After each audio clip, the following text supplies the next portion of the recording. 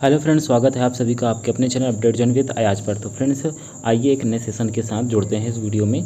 तो friends, first question आपके साथ निम्नलिखित में से कौन सा बौद्ध पवित्र स्थल निरंजना नदी पर स्थित था। तो आपको बताना है फ्रेंड्स कौन सा स्थल था। निरंजना नदी के किनारे बोध गया था, कुशीनगर था, लुम्बिनी था या ऋषिपतन था। तो फ्रेंड्स आप बताएंगे कि जो बौद्ध धर्म का पवित्र स्थल है निरंजना, वो किस नदी के किनारे था। तो इसका राइट आंसर क्या है। तो फ्रेंड्स इसका राइट आंसर है बोध गया। क्या था, यानी बोध गया या गया कह सकते हैं। ठीक है, तो ये जो है ना पवित्र स्थल है निरंजना नदी के किनारे बोध गया। तो देखिए फ्रेंड्स, यहाँ पर बात है किसकी, बौद्ध धर्म की। आइए बौद्ध धर्म से कुछ इंपॉर्टेंट फैक्ट जान लेते हैं। देखिए अगर हम बात करें किसकी, बौद्ध धर्म की, तो बौद्ध धर्म की जो है किस शताब्दी में यानी किसका उदय हुआ था। तो 6वीं शताब्दी में बौद्ध धर्म का उदय हुआ था। और किसने किया था, तो बताएंगे गौतम बुद्ध ने। किसने, गौतम बुद्ध ने फ्रेंड्स जो है बौद्ध धर्म की अर्थात स्थापना की थी गौतम बुद्ध ने। ठीक है फ्रेंड्स, और बात करें गौतम बुद्ध के बचपन का क्या नाम था फ्रेंड्स, तो इनके बचपन का नाम सिद्धार्थ था। क्या था, इनके बचपन का नाम फ्रेंड्स सिद्धार्थ था। और इनकी माता का नाम फ्रेंड्स क्या था, इनकी माता का नाम फ्रेंड्स महामाया था। क्या था, महामाया इनकी माता का नाम था। और इनके पिता का नाम फ्रेंड्स शुद्धोधन था। क्या था, शुद्धोधन। इनके पिता का नाम शुद्धोधन था फ्रेंड्स। और एक बात जान लेंगे कि जब इनकी माता का यानी कि मृत्यु हो जाती है तो इनका पालन पोषण इनकी मौसी करती हैं, जिनका नाम था गौतमी। क्या नाम था, गौतमी नाम था इनकी मौसी का। तो माता बचपन में माता के देहांत के बाद इनका पालन पोषण इनकी मौसी गौतमी ने किया था। तो आप ये भी याद रखना। ठीक है फ्रेंड्स, और अगर पूछा जाए गौतम बुद्ध का जन्म कब हुआ था, तो इनका जन्म फ्रेंड्स हुआ था 563 ईसा पूर्व में इनका जन्म हुआ था। और नेपाल तराई क्षेत्र के कपिलवस्तु में, कहाँ बताएंगे, तो इनका जन्म जो है कपिलवस्तु में हुआ था। नेपाल के जो है कपिलवस्तु अर्थात लुम्बिनी नामक गांव में, कपिलवस्तु के लुम्बिनी नामक गांव में इनका जन्म हुआ था फ्रेंड्स। ठीक है, लुम्बिनी नामक गांव में इनका जन्म हुआ था। और किस कुल में हुआ था, तो बताएंगे शाक के कुल में। किस कुल में, शाक के कुल में हुआ था। ठीक है, आप ये भी याद रखेंगे। और अगर बात करें कि महात्मा बुद्ध का विवाह किसके साथ हुआ था, तो इनकी पत्नी का नाम था फ्रेंड्स यशोधरा। क्या नाम था, तो बताएंगे यशोधरा इनकी पत्नी का नाम था फ्रेंड्स। और इनके पुत्र का नाम था फ्रेंड्स राहुल। क्या नाम था, राहुल। तो अब ये सारी फैक्ट याद रखना। दूसरी बात अगर बात करें कि महात्मा बुद्ध जो है ना फ्रेंड्स, ये अपना घर छोड़ देते हैं 29 वर्ष की आयु में। 29 वर्ष की आयु में घर छोड़ देते हैं फ्रेंड्स। और जब अर्थात महात्मा बुद्ध ने जब ज्ञान प्राप्त किया तो ये अपना घर त्याग देते हैं 29 वर्ष की आयु में। और उस घर त्यागने को जो है बौद्ध धर्म में मालूम क्या कहा गया, तो उसे फ्रेंड्स से महाविनिष्क्रमण कहा गया। महाविनिष्क्रमण क्या कहलाया गया, महाविनिष्क्रमण कहा गया बौद्ध धर्म में। यानी 29 वर्ष की अवस्था में ये फ्रेंड्स अपना गृह त्याग देते हैं। ठीक है, और ज्ञान प्राप्त करने के लिए निकल जाते हैं। तो फ्रेंड्स इन्हें जो है बौद्ध धर्म में घर त्यागने को महाविनिष्क्रमण कहा गया। कितनी वर्ष की आयु में, बताएंगे 29 वर्ष की आयु में। और इसके बाद क्या होता है फ्रेंड्स, 35 वर्ष की आयु में। कितने, 35 वर्ष की आयु में फ्रेंड्स इनको जो है अर्थात एक 35 वर्ष की आयु में इन्हें जो है फ्रेंड्स गया यानी बोध गया जिसकी बात हुई थी, यानी कि बोध गया में। और निरंजना नदी के किनारे, कहाँ, तो बताएंगे निरंजना नदी के किनारे फ्रेंड्स इनको जो है पीपल के पेड़ के नीचे, कहाँ, तो पीपल के वृक्ष अर्थात पेड़ के नीचे इनको जो है ज्ञान प्राप्त होता है। कब, 49वें दिन इन्हें ज्ञान प्राप्त होता है। और जब इन्हें ज्ञान प्राप्त हो जाता है तो गौतम बुद्ध जो है फ्रेंड्स बुद्ध कहलाए। क्या कहलाए, तो ये बुद्ध कहलाए अर्थात महात्मा बुद्ध कहलाए। क्या कहलाए, ज्ञान प्राप्त होने के बाद ये महात्मा बुद्ध कहलाए। ठीक है फ्रेंड्स, ये भी याद रखेंगे। और ज्ञान प्राप्ति के बाद इनका बचपन का नाम तो वैसे फ्रेंड्स सिद्धार्थ था, लेकिन ये ज्ञान प्राप्त हुआ तो फिर महात्मा बुद्ध कहलाए ज्ञान प्राप्ति के बाद। और बौद्ध धर्म में अगर बात करें ज्ञान प्राप्ति को मालूम क्या कहते हैं, तो ज्ञान प्राप्ति को बौद्ध धर्म में फ्रेंड्स निर्वाण कहते हैं। अगर आपसे पूछा जाए बौद्ध धर्म में ज्ञान को क्या कहते हैं, तो इसे निर्वाण कहते हैं। ठीक है, और अगर बात किया गौतम बुद्ध ने अपना पहला उपदेश कहाँ दिया था, तो इन्होंने पहला अपना उपदेश जो है सारनाथ में दिया था। कहाँ दिया था, सारनाथ में, पहला उपदेश सारनाथ में दिया था। ठीक है, और फ्रेंड्स अगर बात करें कि जो साधुओं को दिया था, और अगर जो पहला उपदेश दिया था तो पूछा जाता है इसको पहले उपदेश को क्या कहा गया है बौद्ध धर्म में, तो इसे कहा गया धर्म चक्र प्रवर्तन। धर्म चक्र अर्थात प्रावर्तन, धर्म चक्र प्रावर्तन कहा गया। आप ये भी याद रखेंगे।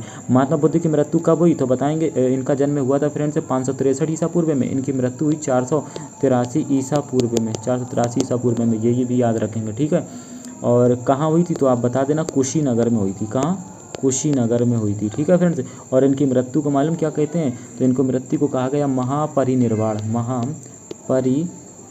निर्वाण, महापरिनिर्वाण कहते हैं, आप ये भी याद रखेंगे। एक एक पॉइंट आपके लिए इंपॉर्टेंट हो सकता है, इससे ज़बरदस्त क्लास नहीं मिल सकती भाई, कम समय में इतना पूरा टॉपिक आपका क्लियर हो रहा है। क्लास लाइक नहीं करी, क्लास लाइक कर दीजिए, सब्सक्राइब कर लीजिए, ऐसी क्लास चाहिए आपको। और कल आपको एक पर्सन यानी कि और ज़बरदस्त क्लास मिल जाएगी, 1-2 दिन में सारी 100 कम से कम मैं आपको मैचिंग करवा डालूंगा। तो एग्ज़ाम में कहीं से आपको जो है यानी कि कोई घबराहट होने की वाली बात नहीं है, कोई टेंशन लेने वाली बात नहीं है, सारे आपका यहीं से फंसेगा एग्ज़ाम में। ये मान लीजिए पेपर लीक हो रहा है। और हाँ, अगर आपने पिछले वीडियो नहीं देखे हैं तो आप देख लीजिए जाके, वहाँ से भी आपको जो है बहुत हेल्प होने वाली है। आइए यहाँ से कुछ फैक्ट और जान लेते हैं। देखिए, अगर यहाँ पे बात करें कि बौद्ध धर्म का अगर बात करें, अष्टांगिक मार्ग को भिक्षुओं का क्या कहा गया? अष्टांगिक मार्ग को भिक्षुओं का कल्याण मित्र कहा जाता है। अष्टांगिक मार्ग को भिक्षुओं का कल्याण मित्र कहा जाता है फ्रेंड्स, ये भी याद रखना। और देखिए, मैं बौद्ध धर्म से कुछ इंपॉर्टेंट फैक्ट आपको बता रहा हूँ कि आप यहाँ से एक चीज़ और याद रखेंगे कि बौद्ध धर्म में जो है महात्मा बुद्ध ने अपने जीवन के जो सर्वाधिक उपदेश दिए थे वो कौशल में दिए थे। कहाँ दिए थे? कौशल में दिए थे। कौशल यानी कि बोले कौशल देश की राजधानी श्रावस्ती होती है, श्रावस्ती को कहा जाता है फ्रेंड, किसे? श्रावस्ती। तो यहाँ जो है कौशल देश की राजधानी श्रावस्ती में अपने सर्वाधिक उपदेश दिए थे। पहला पूछे तो सारनाथ में अपना उपदेश दिया था, ठीक है फ्रेंड। और अगर पूछा जाए महात्मा बुद्ध के मुख्य शिष्य कौन थे, तो इनके मुख्य शिष्य जो थे वो ओपाली थे और एक का नाम था आनंद। ओपाली और आनंद इनके मुख्य शिष्य थे, ठीक है। और पूछा जाए कि बौद्ध धर्म में यानी कि निर्वाण का अर्थ क्या होता है, तो बताएंगे दीपक का बुझ जाना होता है, ठीक है। और हाँ, यहाँ पे बौद्ध धर्म से यानी कि आपको 4 फैक्ट और जानना जरूरी है। एक तो ये कि बौद्ध की धर्म की पहली जो संगीति हुई थी वो कब हुई थी, तो 483 ईसा पूर्व में पहली जो है संगीति हुई थी। और कहाँ हुई थी, तो बताएंगे राजगृह में हुई थी। कहाँ हुई थी, तो बताना है फ्रेंड्स 483 ईसा पूर्व में, ठीक है। 483 ईसा पूर्व में हुई थी। कहाँ हुई थी, तो राजगृह में हुई थी, राजगृह में हुई थी। और किसके कार्यकाल में हुई थी, तो बताएंगे अजात शत्रु के काल में। किसके? अजात शत्रु के काल में हुई थी। जबकि अगर दूसरी की बात करें, दूसरी हुई थी फ्रेंड 383 ईसा पूर्व में हुई थी। और ये कहाँ हुई थी, तो ये हुई थी वैशाली में, वैशाली में हुई थी फ्रेंड्स। और किसके कार्यकाल में, तो बताएंगे कालाशोक के शासनकाल में, ठीक है। कालाशोक के शासनकाल में हुई थी फ्रेंड्स, ठीक है, कालाशोक के शासनकाल में। और अगर बात करें तीसरी कब हुई थी, तो 251 ईसा पूर्व में हुई थी। और ये कहाँ हुई थी, तो ये पाटलिपुत्र में हुई थी, पाटलिपुत्र में हुई थी, ठीक है। और किसके शासनकाल में, तो बताएंगे ये अशोक के शासनकाल में हुई थी, ठीक है फ्रेंड्स। और अगर बात करें किसकी, कि जो लास्ट वाली, तो ये हुई थी यानी कि प्रथम शताब्दी ईसा पूर्व में, प्रथम शताब्दी ईसा पूर्व में हुई थी फ्रेंड्स। और ये कहाँ हुई थी, ये हुई थी कुंडलवन कश्मीर में, कुंडलवन कश्मीर में हुई थी, कुंडलवन कश्मीर में। और किसके कार्यकाल में हुई थी, तो बताना ये चौथी वाली जो हुई थी ये कनिष्क के शासनकाल में हुई थी, कनिष्क। तो यहाँ से आपके लिए इम्पोर्टेंट फैक्ट हो सकता है। ये पूरा मैंने बौद्ध धर्म में कुछ जो है आपको देने की मतलब कोशिश किया है। और अगर पूछा बौद्ध धर्म में आगे चल के फ्रेंड्स जो है यानी कि कह सकते हैं 2 भागों में बट गया था, हीनयान और महायान। तो कितने 2 भागों में बटा था बौद्ध धर्म में, एक तो हीनयान था और एक था महायान। कौन सा? महायान। तो आप ये भी याद रखना कौन कौन से, हीनयान, महायान।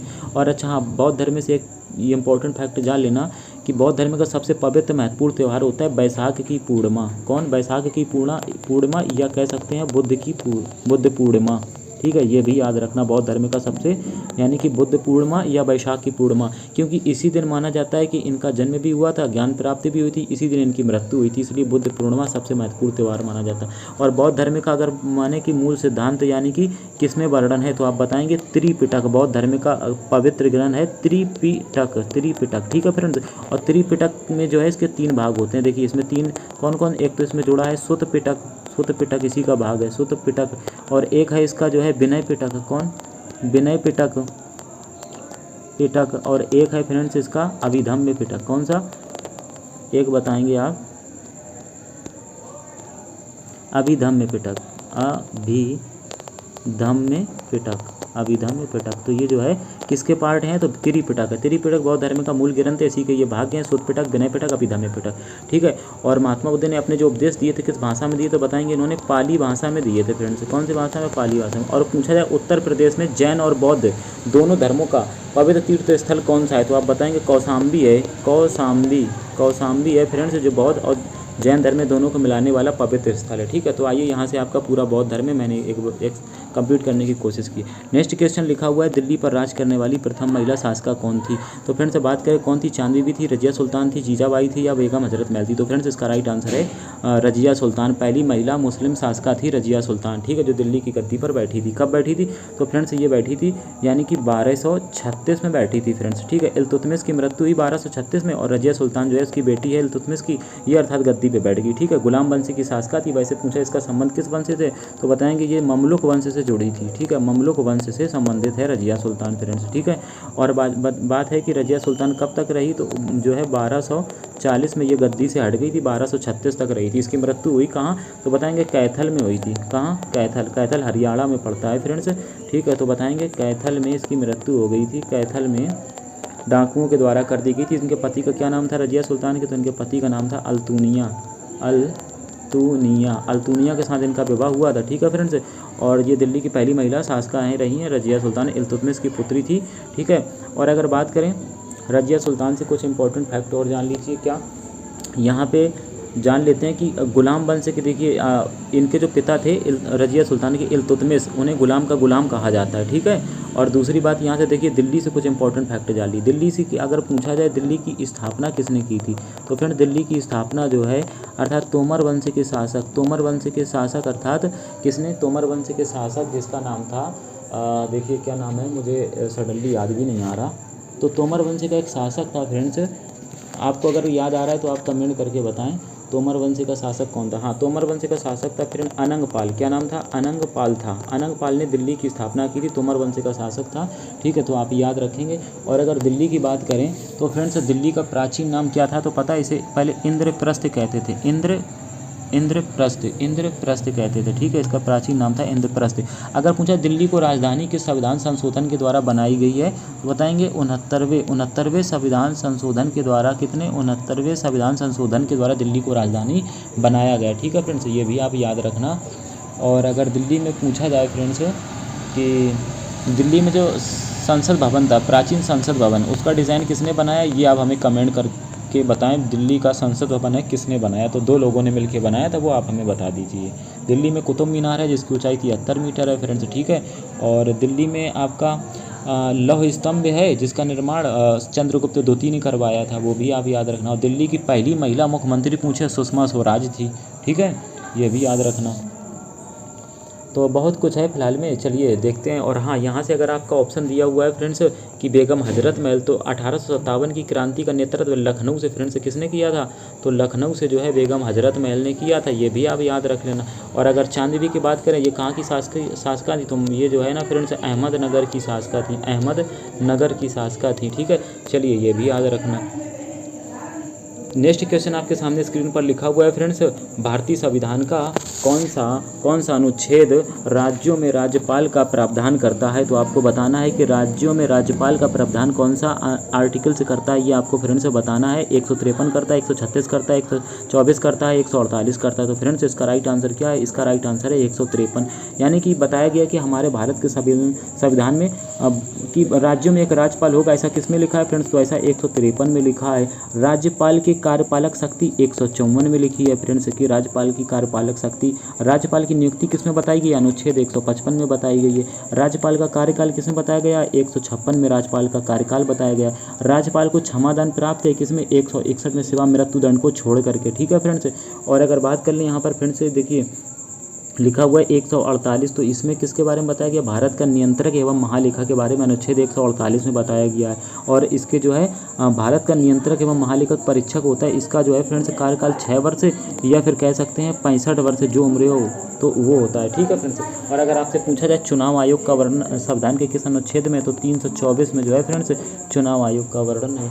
ठीक है, ये भी याद रखना है। नेक्स्ट अगर पूछा जाए आपसे कि बताइए महान्यायवादी का वर्णन संविधान के किस अनुच्छेद में है, तो महान्यायवादी का वर्णन संविधान के अर्थात 76 में है। किसमें? 76 में। आप ये भी याद रखेंगे। इनका भी कार्यकाल 6 वर्ष का होता है फ्रेंड्स। ठीक है, और राज्यपाल का राज्यसभा का कार्यकाल पूछे, राज्यसभा का कार्यकाल भी 6 वर्ष का होता है। भारत के महान न्याय नियंत्रक का कार्यकाल 6 वर्ष का, और आपसे पूछे महान्यायवादी का कार्यकाल भी 6 वर्ष का, राज्यसभा का कार्यकाल भी 6 वर्ष का। ठीक है फ्रेंड्स।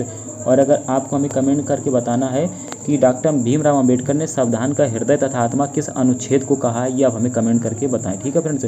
और वैसे अगर बात करें यहाँ पे कुछ आर्टिकल्स की तो देख लीजिए, जैसे अगर पूछे 352 में किसका वर्णन है, तो अनुच्छेद 352 में फ्रेंड्स आपातकाल का वर्णन है। किसका? आपातकाल का। ठीक है। और अगर पूछा जाए कि राष्ट्रपति शासन किसमें है, तो अनुच्छेद जो बताएंगे 356 में फ्रेंड्स राष्ट्रपति शासन है। और पूछे अनुच्छेद 360 में फ्रेंड्स, तो ये वित्तीय आपातकाल है। क्या है? वित्तीय आपातकाल। और वित्तीय आपातकाल अभी तक भारत में एक बार भी नहीं लगा है। ठीक है फ्रेंड्स। तो 352 में आपातकाल, राष्ट्रपति शासन आप बताएंगे राष्ट्रपति शासन किसमें? 356 में।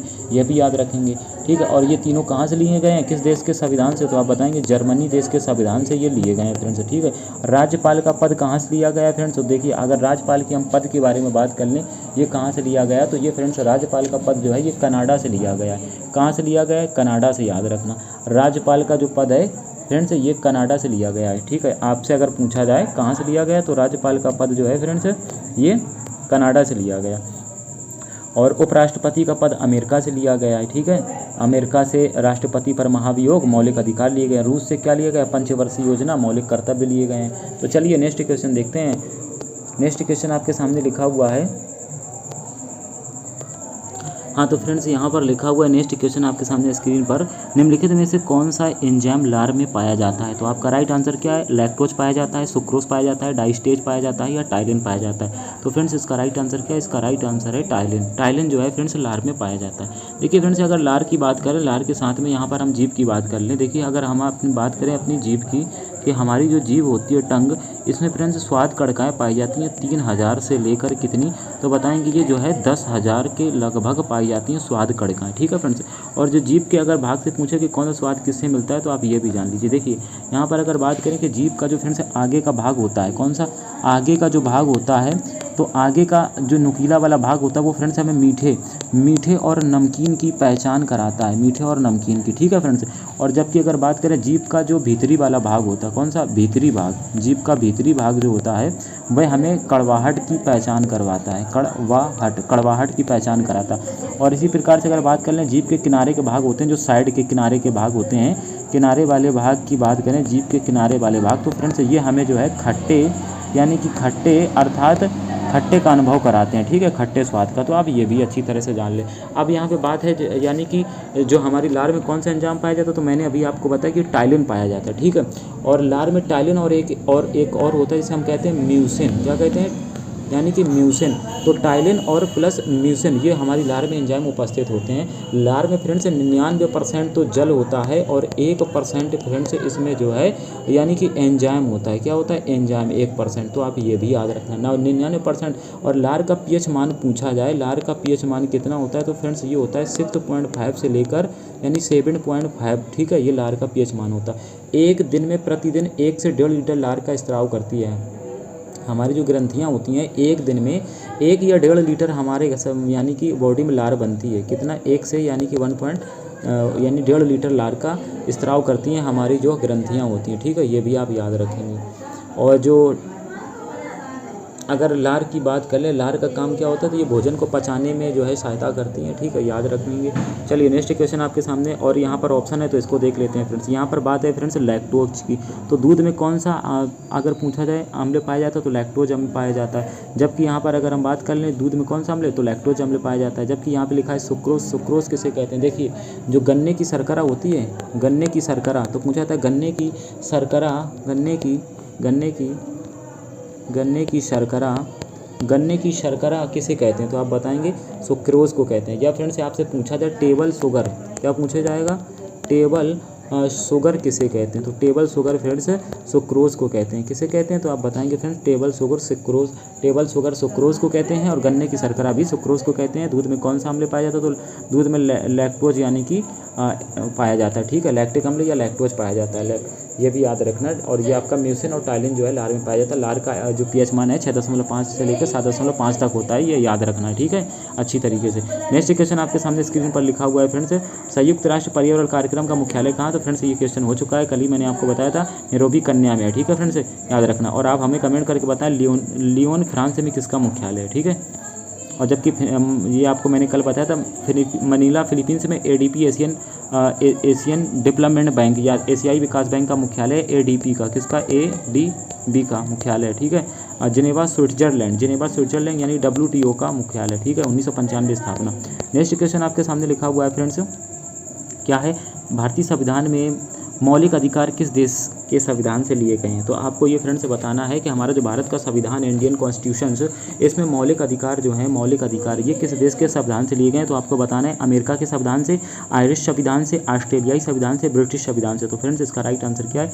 इसका राइट आंसर है अमेरिका के संविधान से फ्रेंड्स लिए गए। अगर बात कर लें फ्रेंड्स अमेरिका के संविधान से क्या क्या लिया गया, देखिए अमेरिका के संविधान से USA से क्या लिया गया? मौलिक अधिकार तो लिया गया है, जो आपको बताया मौलिक अधिकार।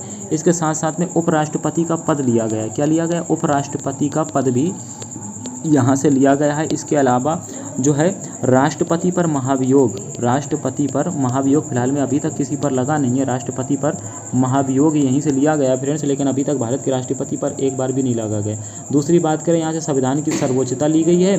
और वित्तीय आपातकाल भी अगर बात कर लें यहाँ से, यानी कि संविधान की सर्वोच्चता ली गई है, ठीक है, तो आप ये याद रखना। और अगर बात कर ले, यहाँ पर ऑप्शन दिया गया आयरिश संविधान से क्या लिया गया? आयरिश के संविधान से। तो आइए आयरिश के संविधान से जान लेते हैं फ्रेंड्स, आयरिश के संविधान से क्या क्या लिया गया। देखिए आयरिश के संविधान से बात करें तो यहाँ से नीति निर्देशक तत्व लिए गए हैं। क्या लिए गए? नीति निर्देशक तत्व लिए गए हैं। इसके अलावा बात कर लें, राज्यसभा में 12 सदस्यों का जो मनोनयन राष्ट्रपति के द्वारा होता है, राष्ट्रपति राज्यसभा में 12 सदस्यों का मनोनयन कर सकता है। ये फ्रेंड्स आयरलैंड के संविधान से लिया गया है। जैसे कि कला, विज्ञान, साहित्य, समाज सेवा के क्षेत्र में ये किया जाता है। तो ये राष्ट्रपति जो 12 सदस्यों का राज्यसभा में मनोनयन करते हैं, ये कहाँ से लिए गए? ये आयरिश यानी आयरलैंड देश के संविधान से लिए गए। तो नीति निर्देशक तत्व कहाँ से लिए गए? आयरिश यानी आयरलैंड से, ठीक है, याद रखना। और एक चीज़ आपसे पूछा जाए कि राष्ट्रपति की जो चुनाव की प्रक्रिया यानी कि मतदान प्रक्रिया, चुनाव, राष्ट्रपति का निर्वाचन चुनाव कहाँ से लिया गया है? तो आयरलैंड से। और अगर आपसे फ्रेंड से पूछा जाए यहाँ पर कि ऑस्ट्रेलिया देश के संविधान से क्या लिया गया है, तो ऑस्ट्रेलिया देश के संविधान से फ्रेंड से यहाँ से समवर्ती सूची ली गई है। क्या ली गई है? समवर्ती आप सूची लिखेंगे कि यहाँ से समवर्ती सूची ली गई है, समवर्ती सूची। इसके साथ साथ में और क्या लिया गया है? तो यहाँ से बताना है संयुक्त अधिवेशन, संयुक्त बैठक और प्रस्तावना की भाषा ली गई है। तो ये वेरी इंपॉर्टेंट है, आपसे पूछा जाता है प्रस्तावना की भाषा और स्वरूप कहाँ से लिया गया? तो बताएंगे ऑस्ट्रेलिया से लिया गया, ठीक है फ्रेंड्स, ये बातें याद रखना। और अगर बात कर लें आपसे कि जर्मनी से क्या लिया गया, तो देखिए जर्मनी के संविधान से जो लिया गया है, इसे बीमर का संविधान कहते हैं। यहाँ से आपातकाल के समय राष्ट्रपति द्वारा मौलिक अधिकार लिया गया, ठीक है, याद रखना। और दूसरी की बात करें दक्षिण अफ्रीका से क्या लिया गया है, तो दक्षिण अफ्रीका से फ्रेंड्स जो है, दक्षिण अफ्रीका से पूछा जाए क्या लिया गया है, तो यहाँ से संविधान संशोधन की प्रक्रिया ली गई है। संविधान संशोधन की प्रक्रिया ली गई है। 368 के अंतर्गत संविधान संशोधन किया जाता है, ठीक है। और भाग 20 में संविधान संशोधन 368 में दक्षिण अफ्रीका से लिया गया। जापान से पूछा जाए क्या लिया है, तो जापान से आपसे पूछे कि जापान से बताएं क्या लिया है, तो जापान से विधि द्वारा स्थापित प्रक्रिया, क्या बताएंगे, विधि द्वारा स्थापित प्रक्रिया जापान से ली गई है। और अगर आपसे पूछा जाए फ्रेंड से फ्रांस से क्या लिया गया है, तो देखिए अगर फ्रांस से पूछा जाए तो फ्रांस से बताना ये यहाँ से गणतंत्र, समानता और स्वतंत्रता, भाईचारा जो है वो फ्रांस से लिया गया है। और कनाडा से पूछा जाए तो कनाडा से फ्रेंड से बताएंगे केंद्र व राज्य के मध्य शक्तियों का बंटवारा कनाडा से लिया गया है। GST का डबल मॉडल और राज्यपाल का पद लिया गया है। और दोहरी नागरिकता ली गई थी, लेकिन अब वर्तमान में जो है भारत में नहीं है। अवशिष्ट शक्तियों का केंद्र के पास होना, ये सब कहाँ से, कनाडा से लिया गया है। और इंग्लैंड से पूछे क्या लिया गया, तो इंग्लैंड से फ्रेंड से बताएंगे संसदीय व्यवस्था। अगर पूछा जाए कि ब्रिटिश संविधान से क्या लिया गया, तो ब्रिटिश से बताएंगे क्या लिया गया, तो आप ब्रिटिश से बताएंगे संसदीय व्यवस्था ली गई है। क्या ली गई है? संसदीय व्यवस्था ली गई है। और यहाँ से द्विसदनीय व्यवस्था ली गई है, मंत्रिमंडल लिया गया है, एकल नागरिकता भी ली गई है। तो भारत की नागरिकता कैसी है, तो एकल नागरिकता, ये एकल नागरिकता, संसदीय व्यवस्था, द्विसदनीय व्यवस्था और एकल नागरिकता। राष्ट्रपति का पद पूछा जाए, राष्ट्रपति का पद कहाँ से लिया गया? तो भैया राष्ट्रपति का पद भी इंग्लैंड से लिया गया है, ठीक है। ये सारी चीज़ें आप याद रखना चाहिए, सब मैंने बताने की कोशिश की है। नेक्स्ट क्वेश्चन आपके सामने लिखा हुआ है फ्रेंड्स, मीनाक्षी मंदिर कहाँ स्थित है? तो आपको बताना है कहाँ स्थित है। कर्नाटक में स्थित है, तमिलनाडु में है, हैदराबाद में है या गुजरात में है? तो फ्रेंड्स इसका राइट आंसर क्या है, कमेंट करके बताएं। तो फ्रेंड्स यहाँ पर बात है मीनाक्षी मंदिर की, तो मीनाक्षी मंदिर की बात करें कहाँ है, तो फ्रेंड्स इसका राइट आंसर क्या है? इसका राइट आंसर है फ्रेंड्स तमिलनाडु में है। और ये जो मीनाक्षी मंदिर की बात है फ्रेंड्स, तो मीनाक्षी मंदिर जो है कहाँ है, तो तमिलनाडु के मदुरै में है फ्रेंड्स। कहाँ है? मदुरै। मदुरै को जो है फ्रेंड्स पूछा जाता है कि त्योहारों का शहर किसे कहते हैं, तो मदुरै को कहते हैं फ्रेंड्स, ठीक है। यहाँ पे है, यहीं तमिलनाडु की बात करें, यहाँ की प्रमुख मंदिर जान लीजिए। जैसे यहाँ पे पूछा था बृहदेश्वर, बृहदेश्वर मंदिर कहाँ है, तो तमिलनाडु में है। और फ्रेंड्स यहाँ पूछा इसको, ये मंदिर जो है फ्रेंड्स ये द्रविड़ शैली में है। किस शैली में? तो द्रविड़ शैली में बताएंगे।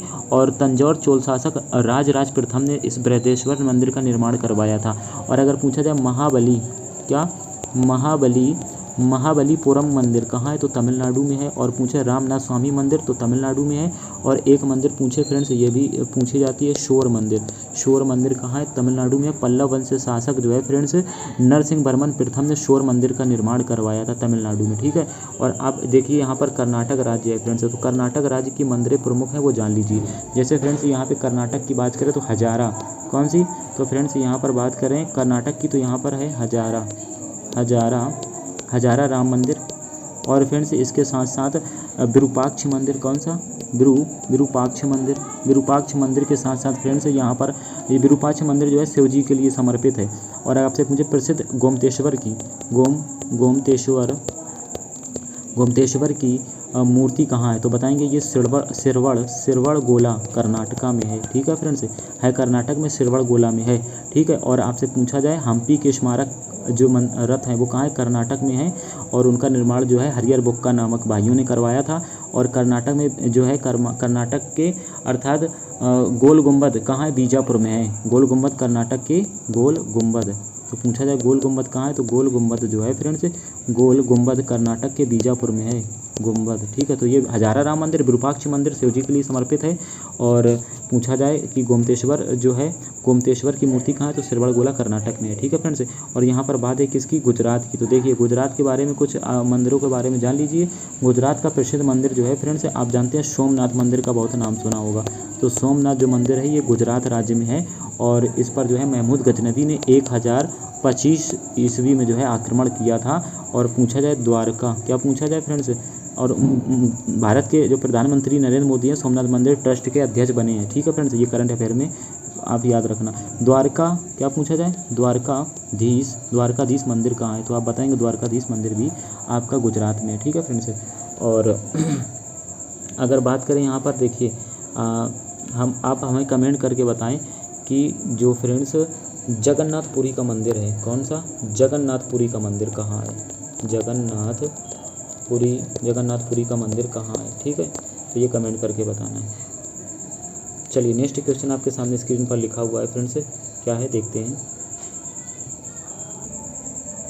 हाँ तो फ्रेंड्स नेक्स्ट क्वेश्चन आपके सामने क्या है, तो देखो मैंने कहा है कि अशोक के शिलालेख को सर्वप्रथम किसने पढ़ा, तो फ्रेंड्स इसका राइट आंसर बताना है। जेम्स प्रिंसेप ने पढ़ा, जेम्स प्रिंसक ने, जेम्स विलियम्स ने, या इनमें से कोई नहीं। तो फ्रेंड्स इसका राइट आंसर है जेम्स प्रिंसेप ने जो है अशोक के शिलालेखों को सबसे पहले पढ़ा था। तो कब पढ़ा था फ्रेंड्स, ये पढ़ाया था इसने 1837 ईस्वी में जो है ना अशोक के शिलालेखों को सबसे पहले पढ़ा था किसने, जेम्स प्रिंसेप ने। जबकि अगर पूछा जाए कि अशोक के जो अभिलेख थे इनको सबसे पहले खोजा किसने था, तो ये फैनथेलर ने, किसने, फैनथेलर नाम का एक व्यक्ति था, इसने अशोक के शिलालेखों को खोजा था, ठीक है। लेकिन सबसे पहले वो पढ़ नहीं पाया था, तो इसको पढ़ा किसने था, जेम्स प्रिंसेप ने। देखिए यहाँ पर बात है फ्रेंड्स अशोक की, तो अशोक के साथ साथ मैं पूरा आपको इसका जो है बता देता हूँ, देखिए ध्यान से सुनिए। देखिए बात करें अगर अशोक किस वंश का सम्राट है, तो ये मौर्य वंश का सम्राट है, ठीक है। तो मौर्य वंश से कुछ इंपॉर्टेंट फैक्ट जो है मैं आपको बताता हूँ, सुनिए ध्यान से। देखिए मौर्य वंश की स्थापना किसने की थी, तो देखिए मौर्य वंश की स्थापना पूछी जाए किसने की, तो आप बताएंगे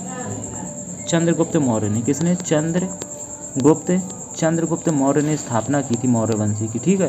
और मौर्य वंश की स्थापना की, और पूछा जाए किस राजा की कहानी मुद्रा राक्षस नाटक का विषय है, तो चंद्रगुप्त मौर्य है ये, ठीक है। और इसका उत्तराधिकारी कौन बनाया गया, तो इनका उत्तराधिकारी बने बिंदुसार। कौन बने, बिंदुसार। बिंदुसार जो है इनके उत्तराधिकारी बने किसके, चंद्रगुप्त मौर्य के। इसके बाद जो है बिंदुसार के बाद फिर इनके उत्तराधिकारी मौर्य वंश का किसे बनाया गया, तो अशोक को बनाया गया।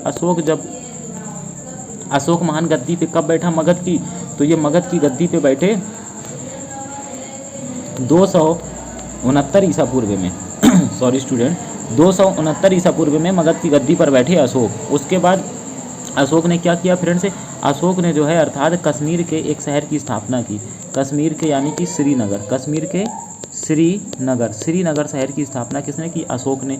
और इसके बाद एक नेपाल के एक शहर की स्थापना की थी जिसका नाम था फ्रेंड्स यानी ललित पत्तन नगर। क्या नाम है, ललित पत्तन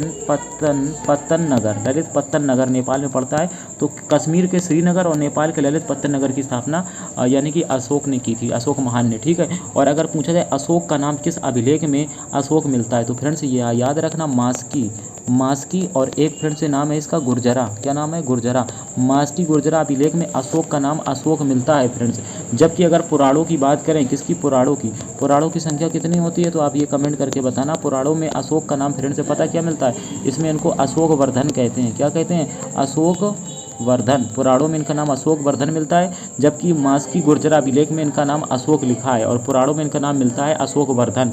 और अगर पूछा जाए कि अशोक ने जो है कलिंग पर युद्ध कब किया था, तो फ्रेंड्स अशोक ने कलिंग पर जो है 261 ईसा पूर्व में कलिंग पर युद्ध किया था। और ये जो है अशोक का सबसे मतलब अंतिम युद्ध था। इसके बाद अशोक ने जो है निश्चय कर लिया था कि इस युद्ध के बाद जो है अब जो है आज के बाद हम कोई युद्ध न लड़ेंगे, क्योंकि इतना जो है उन्होंने खून खराबा देखने के बाद उनका जो है अर्थात ऐसा डिसीजन उन्होंने लिया कि आज के बाद मैं कोई युद्ध ना करूंगा। और कलिंग पर जब उन्होंने युद्ध किया था 261 ईसा पूर्व में, तो ऐसा किस में लिखा है, तो ऐसा फ्रेंड्स उनके जो है 13वें शिलालेख में लिखा है। अशोक के कलिंग का युद्ध का वर्णन 13वें शिलालेख में है। और जब उस समय कलिंग की राजधानी क्या थी, तो कलिंग की राजधानी हुआ करती थी फ्रेंड्स तोसली। क्या थी, तो तोसली राजधानी थी कलिंग की। और उस समय जो कलिंग का राजा था कौन था, तो कलिंग का राजा था खारवेल। क्या नाम था, खारवेल था, ठीक है, याद रखना। और इसके बाद अशोक का हृदय परिवर्तन किस युद्ध के बाद हो गया था, तो बताएंगे अशोक का हृदय परिवर्तन कलिंग के युद्ध के बाद हुआ था, 13वें शिलालेख में ऐसा लिखा हुआ है, ठीक है फ्रेंड्स।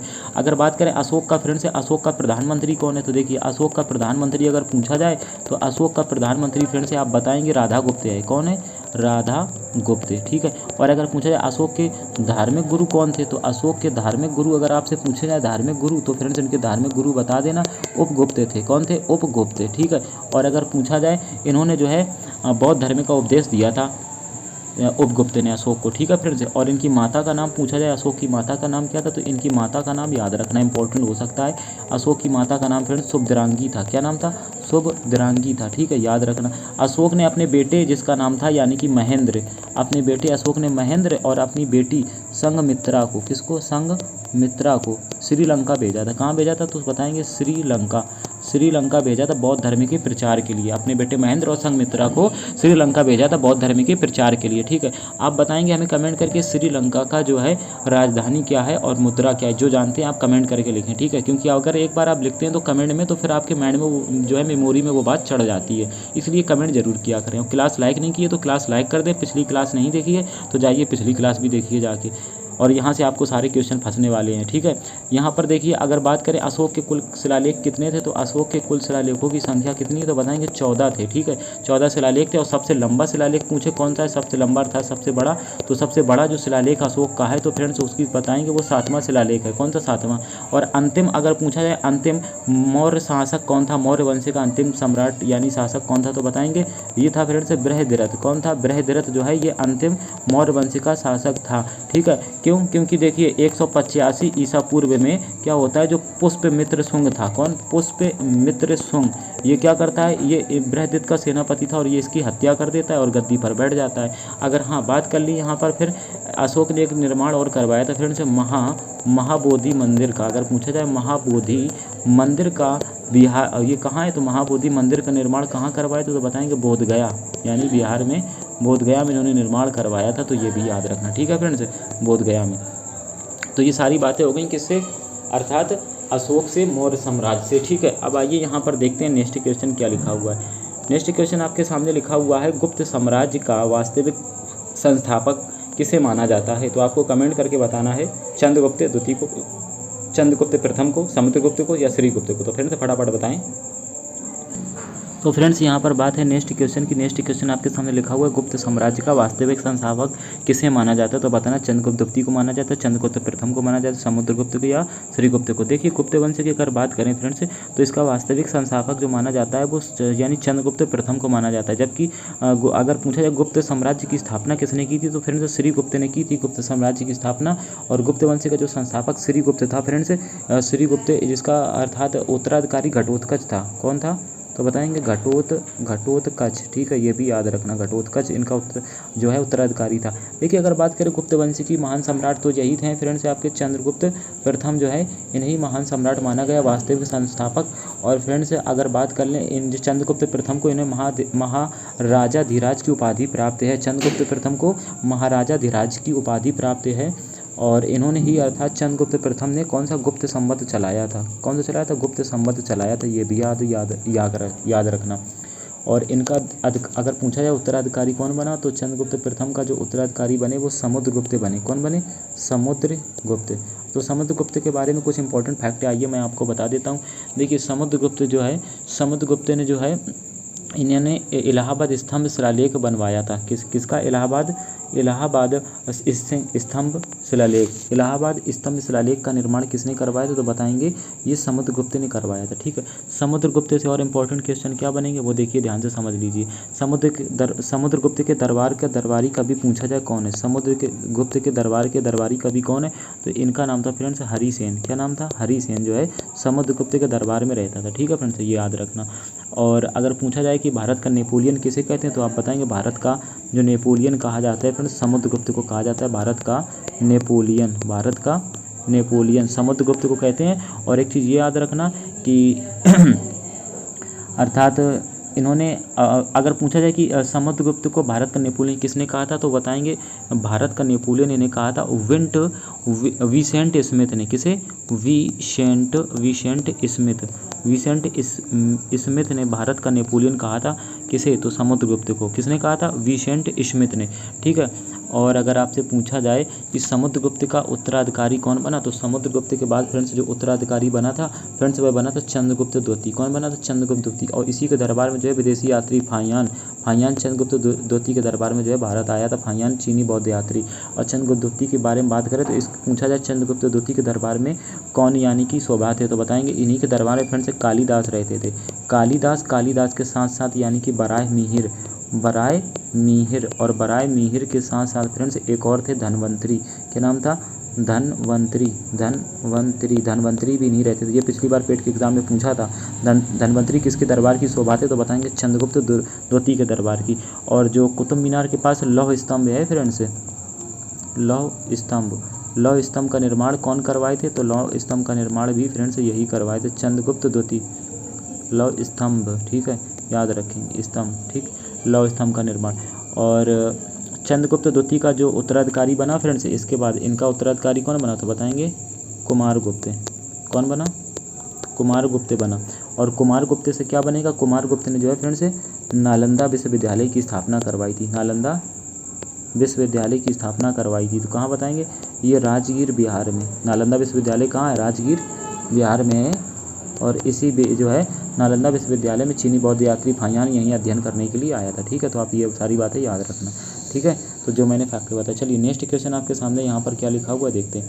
नेक्स्ट क्वेश्चन आपके सामने लिखा हुआ है, देखिए जो क्वेश्चन के बारे में मैंने डिटेल बता दिया उनके बारे में मैं ज़्यादा बताने की कोशिश नहीं करूँगा, क्योंकि बार बार आपका टाइम जाएगा। और लास्ट टाइम है तो मैं हर टॉपिक को यानी कि आपको ये करना चाह रहा हूँ कवर। ठीक है, तो इसलिए जो टॉपिक कवर हो चुके हैं वो अगर पिछली क्लास आप नहीं देखें वहाँ देख ले जाके। वर्धमान महावीर को ज्ञान की प्राप्ति किस पेड़ के नीचे हुई थी, आपको बताना है पीपल के पेड़ के नीचे हुई थी फ्रेंड्स, या बताना है बरगद के पेड़ के नीचे, या साल के पेड़ के नीचे, या आम के पेड़ के नीचे। तो देखिए वर्धमान जो थे फ्रेंड्स महावीर यानी कि महावीर स्वामी जैन धर्म के 24वें तीर्थकर थे। 24वें जो तीर्थकर थे यानी कि महावीर स्वामी, इनका बचपन का नाम जो है वर्धमान था। तो ये बताना है कि इनको ज्ञान किस पेड़ के नीचे प्राप्त हुआ था। तो फ्रेंड्स इसका राइट आंसर है ये साल के पेड़ के नीचे इन्हें ज्ञान प्राप्त हुआ था, है ना। और इनके बारे में और जान लीजिए। हाँ तो फ्रेंड्स यहाँ पर आपको ये बता दें कि ये जो महावीर स्वामी थे, इनको ज्ञान की प्राप्ति हुई थी कहाँ, साल के पेड़ के नीचे हुई थी, ठीक है। और पूछा जाए कि इनको कब हुई थी तो बताएंगे 42 वर्ष की आयु में। और कहाँ, तो रिजुपालका नदी के किनारे, रिजुपालका नदी के किनारे, ठीक है, नदी के किनारे, ठीक है फ्रेंड्स। और जब ज्ञान प्राप्त हो गया तो उसे क्या कहते हैं फ्रेंड्स, उसे कैवल्य कहते हैं, जैन धर्म में कैवल्य, ठीक है फ्रेंड्स, याद रखना। अच्छा, महावीर स्वामी की मृत्यु कब हुई थी, तो इनकी मृत्यु जो हुई थी फ्रेंड्स, इनकी मृत्यु में ज़्यादा कुछ नहीं बताऊंगा, बस 1-2 पॉइंट और देख लीजिए। इनकी मृत्यु 72 वर्ष की आयु में हुई थी। कहाँ हुई थी तो बताएंगे 468 ईसा पूर्व में, अर्थात पावापुरी में हुई थी, पावापुरी में इनकी मृत्यु हुई थी। ये बात आप याद रखना, ठीक है। और अगर बात कर लें, जैन धर्म में 2 भागों में बटा था, श्वेतांबर और दिगंबर। और जैन धर्म की संगीतियाँ जान लीजिए, 2 संगीति हुई थी। एक तो हुई थी फ्रेंड्स 300 ईसा पूर्व में, ठीक है। कहाँ हुई थी तो बताएंगे पाटलिपुत्र में हुई थी, पाटलिपुत्र में। तो किसके समय तो बताएंगे स्थूलभद्र के समय, ठीक। दूसरी कब हुई थी तो दूसरी बताएंगे, दूसरी हुई थी 512 ईसा पूर्व में, 512 ईसा पूर्व में हुई थी। कहाँ हुई थी तो बताएंगे ये हुई थी बल्लभी में। कहाँ हुई थी, बल्लभी अर्थात कहाँ है तो ये हुए गुजरात में, ठीक है फ्रेंड्स। और किसके समय हुई थी तो ये हुई थी देवर्धि क्षमा ऐसा करके कुछ नाम है, देवर्धि क्षमा, ठीक है। तो ऐसे कुछ याद रखना, पूरा नाम मुझे नहीं याद आ रहा, ठीक है फ्रेंड्स। चलिए आप हाँ कमेंट करके आप मुझे बताएं फ्रेंड्स कि ये जो महावीर स्वामी हैं, अर्थात महावीर स्वामी की माता का क्या नाम था, आप ये हमको कमेंट करके बताएं। महावीर स्वामी की माता का नाम क्या था, मैं आपको पिछले वीडियो में सब बता चुका हूँ डिटेल, ठीक है। तो चलिए नेक्स्ट क्वेश्चन आपके सामने स्क्रीन पर क्या है, नेक्स्ट क्वेश्चन। और वीडियो हाँ लाइक नहीं किए तो वीडियो लाइक कर दें फ्रेंड्स, ठीक है। चलिए नेक्स्ट क्वेश्चन आपके सामने लिखा हुआ है कि सूर्य से बढ़ती दूरी के अनुसार ग्रहों का निम्नलिखित में से कौन सा क्रम सही है। तो आप बताना है कि सूर्य से बढ़ती हुई दूरी में कौन सा क्रम सही है, आप बताइए। तो देखिए फ्रेंड्स, इसका राइट आंसर क्या है। तो फ्रेंड्स इसका राइट आंसर क्या जाएगा तो आप बताइए। देखिए इसका राइट आंसर है फ्रेंड्स बुध, शुक्र, पृथ्वी, मंगल, ठीक है। ये सूर्य से बढ़ती दूरी के अनुसार ग्रहों का क्रम लगा हुआ है। देखिए अगर बात कर लें यहाँ पर ग्रहों की, तो आइए देखिए अगर बात कर लें सबसे पहले यहाँ पर मान लीजिए हमारा सूर्य है, ठीक है फ्रेंड्स। क्या है, सूर्य, ये सूर्य है, ठीक है फ्रेंड्स। ये क्या है, सूर्य, ठीक है। और सूर्य के सबसे नज़दीक ग्रह कौन सा है तो सबसे नज़दीक है फ्रेंड्स बुध है। कौन सा है, बुध ग्रह है सूर्य के सबसे नज़दीक। फिर फ्रेंड्स कौन है तो फिर बताएंगे, फिर शुक्र है, शुक्र के बाद कौन है फ्रेंड्स, फिर पृथ्वी है, पृथ्वी के बाद फिर क्या है, फिर मंगल है, मंगल के बाद क्या है फ्रेंड्स, फिर बृहस्पति है, बृहस्पति के बाद शनि है, फिर शनि के बाद क्या है, अरुण है, और फिर फ्रेंड्स वरुण है। तो ये सूर्य से अर्थात कितने ग्रह हैं तो 2 2 4 8 ग्रह हैं, ठीक है फ्रेंड्स। और इन अगर 8 ग्रहों के बारे में बात कर लें फ्रेंड्स यहाँ पर, तो देखिए ये जो 4 ग्रह आपके यहाँ से काट लीजिए, ये जो 4 ग्रह सूर्य के नज़दीक हैं इनको आंतरिक या पार्थिव ग्रह कहते हैं। क्या कहते हैं, आंतरिक या पार्थिव ग्रह, क्योंकि ये सूर्य के सबसे नज़दीक पड़ते हैं तो इन्हें आंतरिक या पार्थिव ग्रह कहते हैं। और ये जो बाहर हैं इसे बाह्य ग्रह कहते हैं, ठीक है। अच्छा आइए यहाँ पर देखिए, अगर पूछा जाए सौरमंडल की अर्थात खोज किसने की थी तो आप बताएंगे निकोलस कॉपरनिकस ने, जबकि ग्रहों के गति के नियम की खोज केपलर ने की थी। किसने की थी, केपलर ने ग्रहों के गति के नियम की खोज की थी। देखिए और अगर पूछा जाए पहले ग्रहों की संख्या जो है फ्रेंड्स 9 थी, लेकिन 2006 में फ्रेंड्स जो है प्लूटो ग्रह जो होता है, प्लूटो ग्रह जिसे यम ग्रह कहते हैं, उसको बोनस श्रेणी के ग्रह में डाल दिया था। प्लूटो ग्रह की खोज किसने की थी तो प्लूटो ग्रह की खोज फ्रेंड्स 1930 में की थी। किसने, क्लाइड टोम्बो ने। किसने की थी तो आप बताएंगे क्लाइड टोम्बो। क्या बताएंगे कि आप बताएंगे क्लाइड टोम्बो ने प्लूटो ग्रह की खोज की थी, ठीक है 1930 में, और इसको बोनस श्रेणी के ग्रह में डाल दिया गया। देखिए यहाँ पे ग्रह की बात है तो हम ग्रह के बारे में थोड़ा सा आपको कुछ बता देते हैं, याद रखिए क्योंकि ग्रह से अभी तक कुछ नहीं हुआ था। तो अब देखिए यहाँ पे अगर ग्रह की बात करें फ्रेंड्स, देखिए यहाँ पर बुध ग्रह लिखा हुआ है, बुध। तो बुध जो है सबसे छोटा ग्रह है, सूर्य के सबसे निकट ग्रह है, सबसे कम समय में सूर्य का चक्कर लगा लेता है। ये मात्र फ्रेंड्स 88 दिन में सूर्य का चक्कर लगा लेता है, ठीक है। और इसके कोई उपग्रह नहीं है, सैटेलाइट, ठीक है। जबकि शुक्र की अगर हम बात कर लें फ्रेंड्स, किसकी, शुक्र की बात कर लेते हैं। देखिए शुक्र की बात करें, ये पृथ्वी के सबसे निकट ग्रह, किसके, पृथ्वी के सबसे निकट ग्रह है। और पृथ्वी की इसे जुड़वा बहन कहा जाता है, सबसे अधिक चमकीला ग्रह कहा जाता है शुक्र को। शुक्र सबसे अधिक गर्म ग्रह है, भोर तथा सांझ का तारा कहते हैं शुक्र को। और इसके साथ साथ फ्रेंड्स ये जो है ना सौंदर्य का देवता भी कहा जाता है शुक्र को। और ये सूर्य का चक्कर लगाता है 224 दिन में लगभग लगा लेता है, ठीक है। और इसके जो वायुमंडल में है फ्रेंड्स 95% जो है फ्रेंड्स CO2 पाई जाती है, ठीक है। और ये सबसे लंबा दिन व रात कहाँ होते हैं, अगर पूछा जाए सबसे लंबा किस ग्रह में, सबसे सबसे लंबा दिन व रात होता है, सबसे लंबा दिन और रात किस ग्रह में होता है, तो आप बताएंगे सबसे लंबा दिन रात जो होता है फ्रेंड्स ये शुक्र ग्रह में होता है। ठीक है, चलिए ये सारी बातें याद रखना। नेक्स्ट यहाँ पर अगर हम पृथ्वी से अपनी बात कर लें, यानी कि पृथ्वी ग्रह से, तो देखिए पृथ्वी के बारे में अगर बात करें फ्रेंड्स, तो पृथ्वी सुन लीजिए। पृथ्वी को नीला ग्रह कहते हैं, इसे वाटरी प्लैनेट ग्रह भी कहते हैं। पृथ्वी जो है शुक्र तथा मंगल के बीच में स्थित है। अपनी पृथ्वी जो है, देखो ये सामने क्रम आपको दिख रहा है, ये शुक्र और जो है मंगल के बीच में पृथ्वी स्थित है। आप वैसे ही वहाँ पे भी देख पाएंगे। ठीक है, और पृथ्वी का अपना एकमात्र उपग्रह है फ्रेंड्स, जिसका नाम आप जानते हैं चंद्रमा। चंद्रमा जो है पृथ्वी का एकमात्र उपग्रह है। बाकी अगर बुध और शुक्र की बात करें, इनके कोई उपग्रह नहीं है। ठीक है, और अगर हम बात करें कि सूर्य के चंद्रमा का प्रकाश पृथ्वी तक आने में कितना समय लगता है, 1.3 सेकेंड, और सूर्य का प्रकाश पृथ्वी में कितने आने में समय लगता है, 16 सेकेंड, यानी कह सकते हैं लगभग 20 सेकेंड का समय लग जाता है, या कह सकते हो आप 500 सेकेंड का समय लगता है सूर्य के प्रकाश को पृथ्वी तक आने में। अगर बात करें हम फ्रेंड्स पृथ्वी की, तो पृथ्वी का जो है, पृथ्वी सूर्य का चक्कर कितने समय में लगाती है, तो फ्रेंड्स जो अपनी पृथ्वी है ये सूर्य का चक्कर लगाती है, यानी कि 23 घंटे यानी 23 आवर और फ्रेंड्स 56 मिनट और आपका 23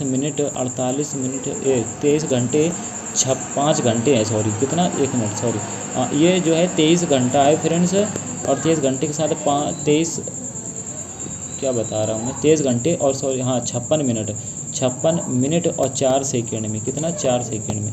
ठीक है फ्रेंड्स, थोड़ा मिस्टेक हो गया था, सॉरी उसके लिए। 23 घंटे 56 मिनट और 4 सेकंड में जो है पृथ्वी सूर्य का एक चक्कर लगा लेती है।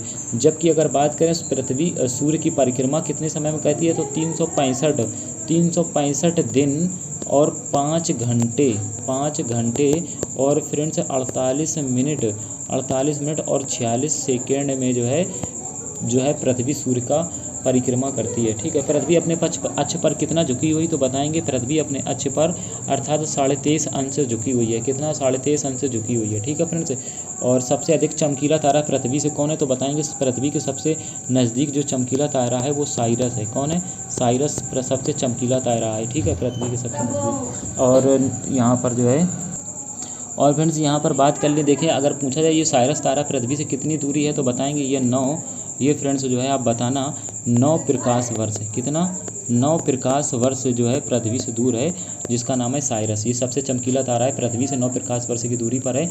और अगर पूछा जाए यहाँ पर देखिए 2 इंपॉर्टेंट क्वेश्चन और जान लीजिए। अगर पूछा जाए पृथ्वी के क्या पूछा जाए, उत्तरी ध्रुव की खोज किसने की थी, तो उत्तरी ध्रुव की खोज किसने की थी, तो आप बताएंगे रॉबर्ट पीरी ने। किसने, रॉबर्ट पीरी ने खोज की थी। और पृथ्वी की अगर पूछे दक्षिणी ध्रुव की खोज, पृथ्वी के दक्षिणी ध्रुव की खोज किसने की थी, तो आप क्या बताएंगे, इसको बताएंगे दक्षिणी ध्रुव की खोज की थे एमंड सेन। कौन किए थे, एमंड सेन। दक्षिणी ध्रुव की खोज किए थे एमंड सेन। ठीक है, ये भी याद रखना। और पृथ्वी को सबसे पहले किसने मापा था, तो बताएंगे इस पृथ्वी की परिधि को सबसे पहले मापे थे इरेटोस्थनीज जो है पृथ्वी की परिधि को सबसे पहले मापे थे।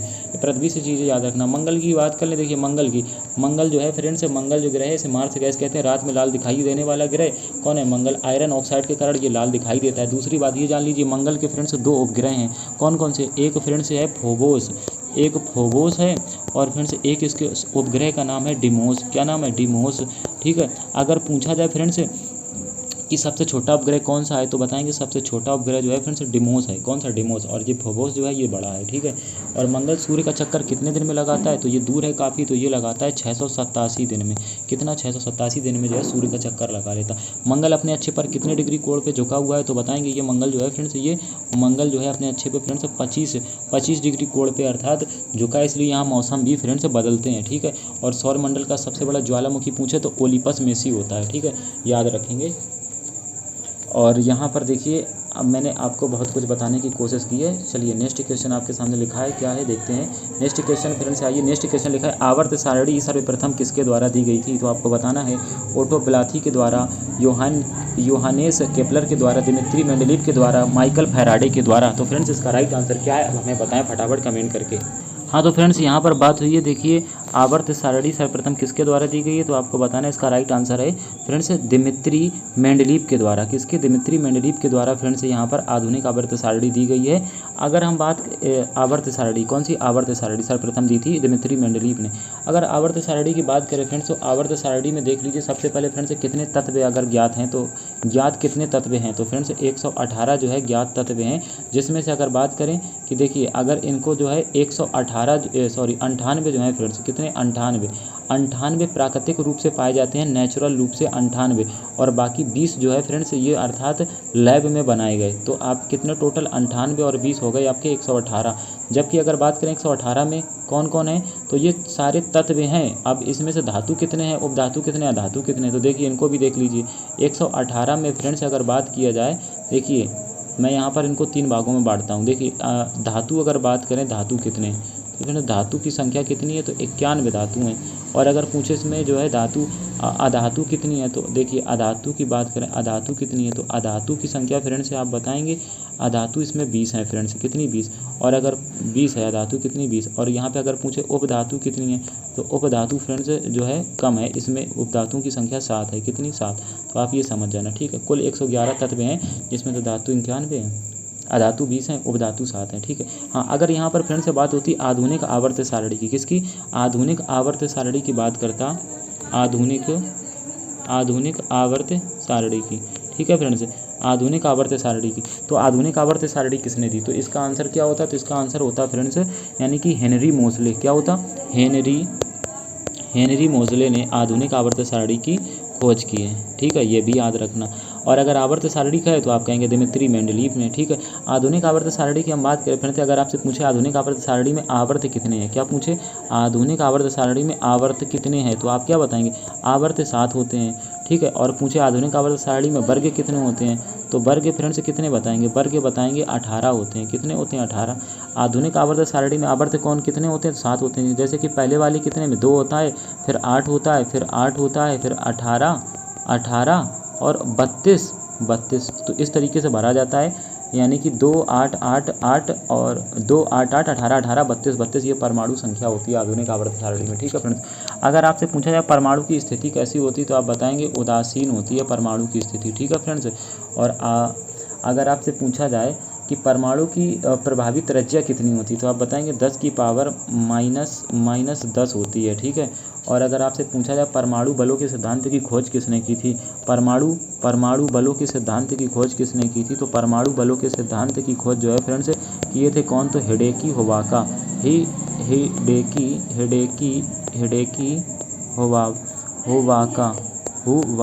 ठीक है। और एक चीज़ और बताएं फ्रेंड्स, अगर आपसे पूछा जाए कि इलेक्ट्रॉन के आवेश का निर्धारण किसने किया, तो इलेक्ट्रॉन के आवेश का निर्धारण फ्रेंड्स किए थे मिलीकॉन। कौन? मिलीकॉन किए थे इलेक्ट्रॉन के आवेश का निर्धारण, ठीक है। और बाकी कुछ अच्छा आप हमको कमेंट करके बताएं फ्रेंड्स कि जो प्रोटॉन है, प्रोटॉन की खोज किसने की थी, ठीक है। प्रोटॉन की खोज बताना है आपको कमेंट करके, प्रोटॉन की खोज किसने की थी, ठीक है। चलिए नेक्स्ट क्वेश्चन देखते हैं। नेक्स्ट क्वेश्चन आपके सामने क्या लिखा हुआ है। नेक्स्ट क्वेश्चन लिखा हुआ है फ्रेंड्स आपके सामने, कहाँ भागीरथी और अलकनंदा मिलकर गंगा बन जाती हैं, ये बताना है फ्रेंड्स। कर्णप्रयाग में बन जाती हैं, देवप्रयाग में, या रुद्रप्रयाग में, या गंगोत्री में। तो फ्रेंड्स इसका राइट आंसर है देवप्रयाग में जो है ये भागीरथी और अलकनंदा मिलकर गंगा बन जाती हैं, ठीक है फ्रेंड्स। क्या बन जाती है? गंगा नदी, ठीक है। कहाँ? उत्तराखंड में फ्रेंड्स। ये कहाँ है? तो उत्तराखंड में। और आप हमको कमेंट करके बताएं कि उत्तराखंड की स्थापना कब हुई थी, ये कमेंट करके बताएं, मैं आपको कई बार बताऊँ। अच्छा यहाँ पर बात है फ्रेंड्स गंगा नदी की। किसकी बात है? गंगा नदी। गंगा नदी को भारत की राष्ट्रीय नदी कब घोषित किया गया, तो बताएंगे 2008 में ये भारत की जो है राष्ट्रीय नदी घोषित किया गया। और अगले साल गंगा नदी का जो है जलीय जीव यानी डॉल्फिन नदी को 2009 में राष्ट्रीय जलीय जीव घोषित किया गया था, ठीक है। अच्छा बात है गंगा नदी की, तो गंगा नदी जो है भारत की सबसे लंबी नदी है। इसकी लंबाई कितनी है? 2525 किलोमीटर कुल लंबाई है, लेकिन भारत में कितनी बहती है? 2071 किलोमीटर बहती है, ठीक है फ्रेंड्स। और गंगा नदी की सबसे बड़ी सहायक नदी कौन सी है, तो बताएंगे गंगा नदी की सबसे बड़ी सहायक नदी यमुना नदी होती है। यमुना नदी की लंबाई आप हमें कमेंट करके बताएं, ठीक है। और गंगा नदी फ्रेंड्स जब ये है यहाँ पर बांग्लादेश में जाती है तो बांग्लादेश में इसको पद्मा कहते हैं, और यहीं पर जब जो है ब्रह्मपुत्र नदी आती है इसमें अर्थात इससे मिल जाती है तो इनकी दोनों की धारा को फ्रेंड्स क्या कहते हैं, इनकी दोनों की धारा जब मिल जाती है तो उसे मेघना कहते हैं। क्या कहते हैं? मेघना। और जब ब्रह्मपुत्र नदी बांग्लादेश में आके गिरती है तो फ्रेंड्स उसे जमुना कहते हैं। ठीक है, ये भी बात याद रखना। और गंगा नदी को पद्मा कहते हैं। ठीक, तो जो मैंने आपसे पूछा वो कमेंट करके बताएंगे, याद रखेंगे। इसका आंसर क्या बनेगा? इसका आंसर बनेगा देवप्रयाग में ये भागीरथी। कौन सी? भागीरथी और अलकनंदा दोनों यहाँ पर आके मिल जाती हैं। और यहीं फ्रेंड्स उत्तराखंड में एक राष्ट्रीय उद्यान है, यानी कि जो इसका नाम है जिम कॉर्बेट राष्ट्रीय उद्यान, जिसका पूर्व नाम था हेली नेशनल पार्क, जिसकी स्थापना 1936 में हुई थी, उसका नाम बदल कर क्या कर दिया गया है? तो उसका नाम क्या कर गया ये आप हमको कमेंट करके बताएं, क्योंकि ये मैं आपको बता चुका हूँ। नेक्स्ट क्वेश्चन आपके सामने लिखा हुआ है फ्रेंड्स, लोकसभा के लिए चुनाव में निर्वाचित होने के लिए किसी व्यक्ति के न्यूनतम आयु कितनी होती है? तो आपको बताना है 18 वर्ष से होती है, 21 वर्ष से होती है, 25 वर्ष से होती है, इनमें से कोई नहीं होती। तो इसका राइट आंसर क्या है आप बताएं। देखिए यहाँ पर बात करें फ्रेंड्स, यहाँ पर लोकसभा चुनाव के लिए पूछा जा रहा है, लोकसभा के लिए चुनाव में निर्वाचित होने के लिए किसी व्यक्ति के न्यूनतम आयु कितनी होना चाहिए, तो ये आपको बताना है फ्रेंड्स। तो इसका राइट आंसर क्या है फ्रेंड्स? तो 25 वर्ष है। कितना? 25 वर्ष। देखिए अगर बात करें किसकी उम्र कितनी होती है, आप ध्यान से देखिए, ये बहुत इंपॉर्टेंट है, इस पर हम लोग ज़्यादा ध्यान नहीं देते। देखिए लोकसभा हो या फिर लोकसभा के सांसद फ्रेंड्स, यानी कि विधानसभा हो, क्या हो? विधानसभा का सदस्य यानी विधानसभा। और यहाँ पर बात कर लें फ्रेंड्स किसकी, यानी कि मुख्यमंत्री हो, मुख्यमंत्री बनना हो, या फ्रेंड्स से आपका जो है प्रधानमंत्री हो, क्या हो? प्रधानमंत्री। तो आप बहुत अच्छी तरह से देखेंगे। देखिए लोकसभा, विधानसभा, मुख्यमंत्री, प्रधानमंत्री, इन सभी की उम्र अर्थात कितनी होना चाहिए? तो 25 वर्ष होना चाहिए। ठीक है फ्रेंड्स। अब यहाँ पर अगर हम बात कर लें फ्रेंड्स, देखिए अगर पंचायत का सदस्य बनना है तो उसके लिए 21 वर्ष से होना चाहिए, आप ये याद रखेंगे। और अगर बात करें फ्रेंड्स यहाँ पर देखिए राष्ट्रपति का चुनाव, किसका? राष्ट्रपति के चुनाव की बात करें फ्रेंड्स, राष्ट्रपति या फिर फ्रेंड्स उपराष्ट्रपति की बात करें, इसकी उपराष्ट्रपति की बात करें, ठीक है फ्रेंड्स, या फिर आपके राज्यपाल की बात करें, इनके लिए जो है उम्र आयु सीमा कितनी है फ्रेंड्स निर्धारित? तो 35 वर्ष है, ये याद रखेंगे। और यहाँ पर अब बात कर लें फ्रेंड्स हम किसकी, देखिए विधान परिषद, किसकी? विधान परिषद की बात कर लें फ्रेंड्स, या बात कर लें राज्यसभा की, किसकी फ्रेंड्स? राज्यसभा की। किसकी बात कर लें? राज्यसभा की। विधान परिषद की बात की मैंने, और राज्यसभा और विधान परिषद, तो विधान परिषद, इनके लिए आयु सीमा कितनी निर्धारित की गई? इसके लिए निर्धारित की गई फ्रेंड्स 30 वर्ष। तो आप ये सारी बातें याद रखना। यहाँ पर बात है फ्रेंड्स लोकसभा की, तो लोकसभा का जो अगर बारे में बात करें, लोकसभा की स्थापना कब हुई थी? तो फ्रेंड्स ये बताएंगे, ये 17 अप्रैल 1952 में स्थापना हुई थी। लोकसभा का वर्णन संविधान के किस अनुच्छेद में है? तो बताएंगे इसका वर्णन संविधान के अर्थात 81 अनुच्छेद में वर्णन है। देखिए संसद का वर्णन 79 में है, राज्यसभा का वर्णन 80 में है, और लोकसभा का वर्णन 81 में है। ठीक है फ्रेंड्स। और पूछा जाए लोकसभा का कार्यकाल कितने वर्ष का होता है? 5 वर्ष का होता है। लोकसभा को भंग कौन कर सकता है? तो राष्ट्रपति कर सकता है। ठीक है फ्रेंड्स। और अगर पूछा जाए आपसे फ्रेंड्स कि जो संसद होती है ना, संसद का वर्णन 79 में है। तो संसद के 2 अंग होते हैं फ्रेंड्स, 3 अंग होते हैं, राष्ट्रपति, राज्यसभा, लोकसभा, लेकिन संसद के 2 अंग होते हैं, एक राज्यसभा, एक लोकसभा। लोकसभा को निचली सदन कहते हैं, और राज्यसभा है तो राज्यसभा को फ्रेंड्स जो है राज्यसभा को उच्च सदन या स्थायी सदन कहते हैं। ये स्थायी सदन है, ये भंग नहीं हो सकती राज्यसभा। ठीक है फ्रेंड्स, ये सारी बातें याद रखेंगे। ठीक है। और हाँ, आप हमें कमेंट करके बताएं कि चुनाव यानी निर्वाचन का वर्णन संविधान के किस आर्टिकल में है? आप हमें कमेंट करके बताएं। और क्लास अभी तक अगर आप लाइक नहीं किए तो लाइक कर दें क्लास। नेक्स्ट क्वेश्चन आपके सामने फ्रेंड्स लिखा हुआ है, क्या लिखा है कि भीमबेटका किसके लिए प्रसिद्ध है? ये फ्रेंड्स आपको बताना है। गुफाओं के शैलचित्र के लिए, सोन नदी के उद्गम स्थल के लिए, बुद्ध प्रतिमाएं के लिए, या खनिज के लिए? तो फ्रेंड्स इसका राइट आंसर है गुफाओं के शैलचित्र के लिए। अगर पूछा जाए भीमबेटका गुफा कहाँ है, तो आप फ्रेंड्स बताएंगे ये मध्य प्रदेश में स्थित है। कहाँ है? मध्य प्रदेश में। गुफाओं के शैलचित्र के लिए प्रसिद्ध है। ठीक है फ्रेंड्स।